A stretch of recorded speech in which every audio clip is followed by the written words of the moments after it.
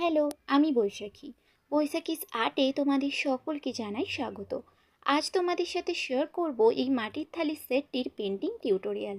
তো এখানে প্রথমেই বেস কালার হিসেবে আমি সাদা রঙটা দিয়েছি এবং সাদা রঙটা ভালো করে শুকিয়ে নিয়ে তার ওপর কিন্তু লাল রঙটা ব্যবহার করেছি। আর এই লাল রঙটা আমি দুবার দিয়েছি। প্রথম এক ছোপ দিয়েছি, প্রথম এক ছোপের পর যখন শুকিয়ে যায় তখন তার ওপর আবারও এক ছোপ দিয়েছি।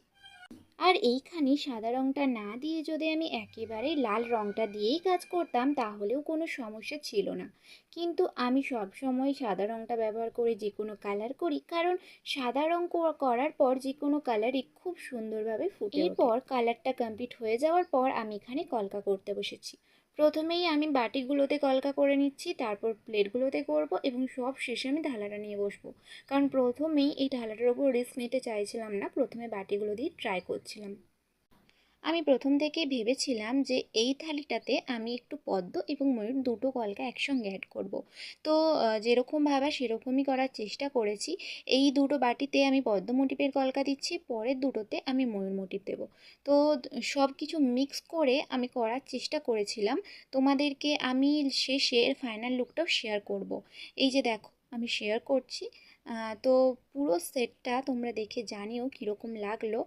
আর যে কাস্টমার আমাকে অর্ডারটা দিয়েছিল সে কিন্তু আমাকে কোনো রকম ডিজাইন চুজ করে দেয়নি, তাই আমি একদম নিজের মনের মতো করেই আঁকার চেষ্টা করেছি। শুধুমাত্র আমাকে ওর বোনের নামটা বলে দিয়েছিল। আমারই এক ক্লাসমেট তার বোনের আইবুড়ো ভাতের জন্য এটা নিয়েছিল। তো তার বোনের নাম ছিল পিউ, আমি মাঝখানে তার বোনের নামটাও এখানে লিখে দিয়েছি।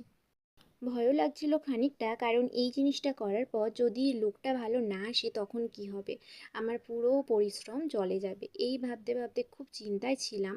তো যাই হোক, শেষে যখন কমপ্লিট হয় তখন দেখে আমার চোখের শান্তি। কারণ সত্যি এই জিনিসটা ভীষণ ডিফারেন্ট লাগছিল। কারণ এর আগেও বেশ কিছু থালি আমি করেছি, তার থেকে আমার নিজের দিক থেকে আমি বলবো যে এটা আমার সবথেকে সেরা হয়েছিল। তো তোমাদের সাথে পুরো ফাইনাল লুকটা শেয়ার করছি, তোমরা দেখে জানিও জিনিসটা তোমাদের কীরকম লাগলো।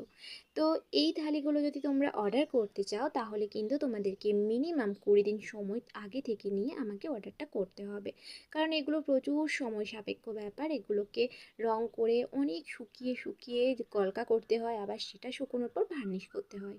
ও হ্যাঁ, আমার কিন্তু বলা হয়নি যে আমি কিন্তু লাস্টে ভার্নিশও করেছি, এই জন্য কিন্তু জিনিসগুলো এত চকচক করছে।